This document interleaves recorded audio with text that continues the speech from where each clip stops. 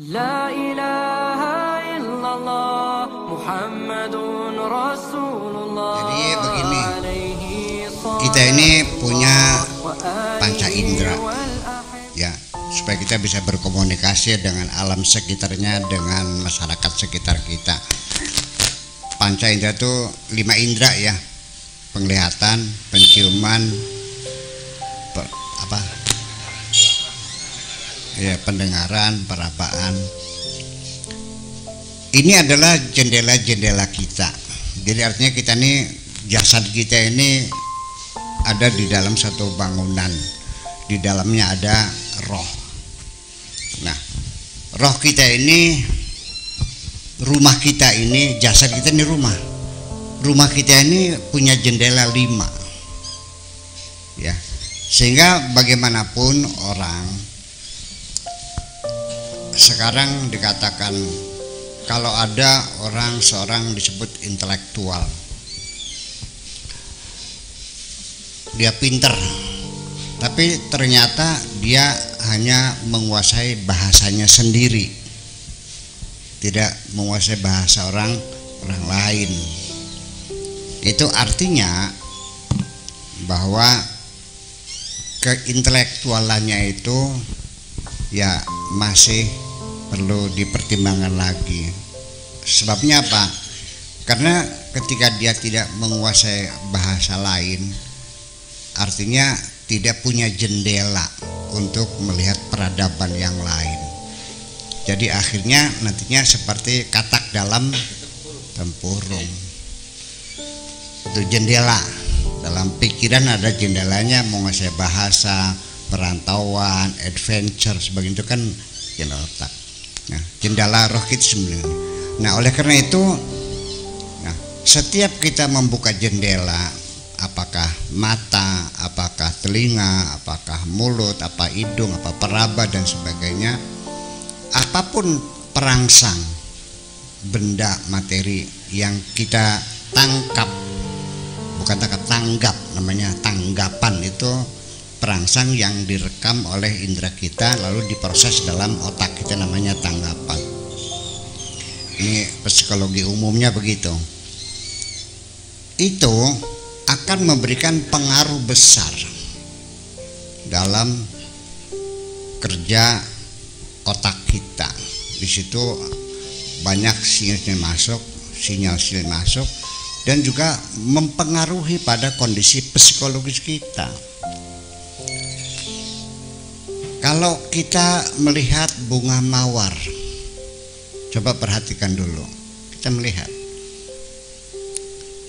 apa yang terjadi dalam jiwa kita ketika kita melihat kohe. Terang teh kohe teh. Telepon kebo. Kan bahasa Sunda kohe teh. Non, bahasa Sundanya apa? Gitu. Ya, mata melihat telepong, melihat mawar. Ada beda nggak dalam pikiran kita? Beda. Kita menjadi segar, pikiran kita menjadi nyaman.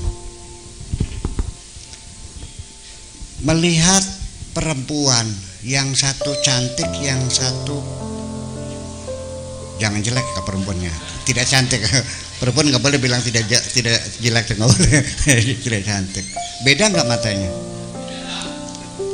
Ada nggak terjadi proses di situ di dalam pikiran kita sampai kita bisa merasakan adanya suatu tubuh kita ini bergerak melalui saraf kita ini. Jujur aja ya, sampai menimbulkan syahwat ya, betul nggak? Itu kita menerima, itu kan proses pengaruh dari perangsang yang kita tangkap, itu akan berpengaruh. Nah, artinya apa yang kita dengar? Orang menjerit-jerit, tolong kesakitan. Hati kita nyesek nggak? Ketika mendengar lagunya Celine Dion, nyaman ke hati kita? Jadi itu semuanya, makanya dalam ilmu kriminologi, di mana saya pernah broken window teori kriminal tuh ya, pernah saya ceritakan ya. bahwa artinya bahwa ketika masyarakat itu rumah-rumah perkampungan yang kumuh, gotnya mangkot, bau WC, sampah berserakan, rumahnya banyak kaca-kaca pecah, percaya itu tingkat kriminalitasnya tinggi, mendorong untuk banyak berbuat jahat. Tetapi kalau rumahnya rapi, jalannya lurus, ya kan begitu, jalannya bersih, kita nyaman, pikiran kita juga adem. Iya, ini dalam ilmu kriminologi kita melihat sesuatu yang nggak nyaman itu membuat kita menjadi terdorong berbuat jahat. Silakan coba kamu naruh mobil ya di Tanjung Priok, dikunci, oke? Kemudian naruh mobil pinggir jalan di daerah Kemang, nggak usah dikunci. Kira-kira yang dirusak yang mana ya? Iya, itu seperti itu. Nah makanya jangan dikira bahwa kita back to nature itu nggak ada gunanya. Ini sampai di bidang pendidikan saja, itu Profesor Tagore itu membawa mahasiswanya ke hutan-hutan, ke kebun-kebun. Dia tidak mau ngasih kuliah dalam ruangan karena tidak efektif. Dan ternyata hasilnya bagus.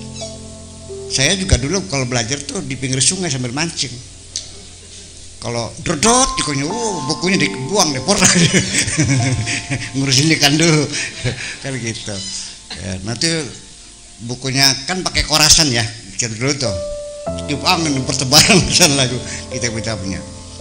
Nah, jadi artinya bahwa dari situlah kita sampai orang yang tinggal di apartemen itu juga menimbulkan gejala. Ini gimana sih? Kok nggak paham-paham aja? Apa dikiranya orang di apartemen itu ada namanya apartemen sindrom. Orang yang di apartemen itu malas pulang, senangnya jalan-jalan aja. Kenapa? Karena yang tembok tiap hari, mata sudah melihat panjang, melihat jauh. Makanya kita setiap malam Sabtu melihat lautan yang luas supaya hati kita luas. Paham-paham sih Ram. Ini bukan ilmu apa namanya, ilmu ya, iya ilmu sains dan kita buktikan kebenarannya. Nah makanya beda nggak kita belajar di luar? Ya, beda. Saya dulu di pesantren Cadang Pingan tuh, sebelum Cadang Pingan kan di Yasinia di Desa Tulungagung ya, yang murid saya Soleh, Tarsono, Muhyiddin itu dulu ngajinya di bawah pohon mangga kok, yang saya baru pulang. Malah mereka yang cerdas-cerdas. Iya, itu persoalannya. Jadi back to nature itu bisa dibuktikan, kembali ke alam lagi. Nah, itulah makanya ketika kita 40 hari di hutan khalwat, itu juga artinya kita melihat. Nah, nanti beda lagi. Kalau kita khalwatnya di pantai beda kesannya, di hutan beda. Kalau di laut itu kita merasakan akan kebesaran Tuhan yang luar biasa, tak terhingga. Setiap malam kita lihat bintang-bintang yang berseberakan. Tapi kalau di hutan itu rasa takut yang mencekam. Ada dua tantangan yang berbeda. Kalau saya dua-duanya dipakai nih, di laut pakai, di hutan juga pakai. Nah, sehingga disitulah akan munculnya kecerdasan itu ya, selama 40 hari itu sudah cukup ya. Artinya bukan bukan batas maksimal minimal lah. Kadang-kadang orang itu yang seminggu cukup, ada yang sebulan, ada yang 40 hari. Nah, sehingga nanti sampai terakhir ada komentar lagi nih, memang dasar orang nggak senang ya, ada aja sih. Dulu saya khalwat di musyrik-musyrikan kan gitu. Setelah paham ada lagi munculnya. Tuh perhatikan, Buya tuh puasanya 40 hari. Kalau Nabi Muhammad kan 30 hari. Yang 40 hari siapa? Nabi Musa. Jangan-jangan Buya Yahudi. ada aja ada aja gitu tuh. Ya udahlah, kita bisa menjawab. Jadi itulah kronologisnya, bahwa dengan kita menyatu dengan alam ini, kita masuk hutan 40 hari, itu saya kira untuk mengembalikan kemanusiaan kita, menumbuhkan kecerdasan kita kembali. Nanti bagaimana kecerdasan itu muncul? Ada muncul rasa sok kepengen tahu, karena awalnya kan tafakur dulu. Ya, alladzina yadhkurunallaha qiyaman wa qu'udan wa 'ala junubihim wa yatafakkaruna fi khalqis samawati wal ardh. Setelah tafakur baru tadabbur. Afala yatadabbaruna al-Qur'an am 'ala qulubihim aqfaluha. Tadabbur. Nah, setelah tadabbur kan nanti akhirnya setelah itu kan berkelanjutan eksperimen, penelitian, menghayati, meneliti, menguji coba.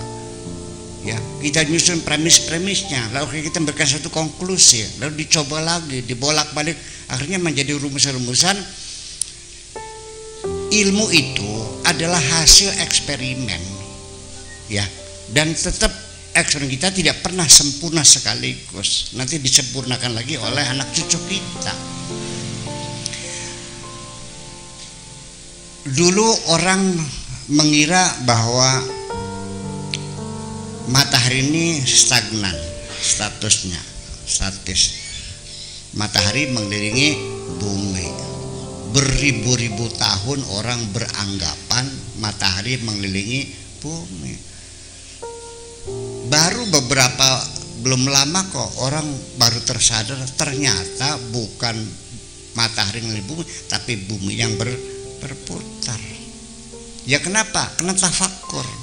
Gak mungkin dong jarak dari bumi ke matahari 150 miliar kilometer, dikalikan 2 kan diameternya kan, jadi 300 miliar, ya kan. Selama 24 jam akan pada titik awal lagi. Berapa kecepatannya? Kan gak mungkin. Nah itu kan baru kita tersadar. Bapak-bapak pernah nggak melihat tiang listrik berkejar-kejaran? Nah, naik sepur. Saya melihat tiang listrik berkejar-kejaran. Yakin, mata saya tercolok mata kamu. Begitu turun, ternyata yang berjalan apa? Keretanya berjalan. Kita juga sama, ini kereta kita muter-muter kok. Ya kan jadi muter-muter gimana lagi? Itu persoalannya. Itu nanti masuknya dalam relativitas umum nanti namanya. Ya, bukan relativitas khusus ya. Relativitas umum. Nah, itu namanya sains teknologi, itu semuanya kan hasil eksperimen. Nah, dari mana munculnya kecerdasan itu? Ketika Allah kasih kecerdasan, satu, Allah akan memasukkan satu chip baru dalam pikiranmu, yaitu kamu selalu rasanya kepengen tahu saja, serba pengen tahu aja, kenapa ini begini, kenapa begini. Nah itu yang diperlukan dan ditindaklanjuti dengan bereksperimen. Maka sehingga Einstein sendiri, Albert Einstein sendiri mengatakan bahwa saya ini tidak pernah merasa saya punya kecerdasan di atas orang lain kok. Saya tidak pernah merasa lebih cerdas dari siapapun. Just because I'm curious. Kelebihan saya karena saya selalu kepengen tahu. Makasih.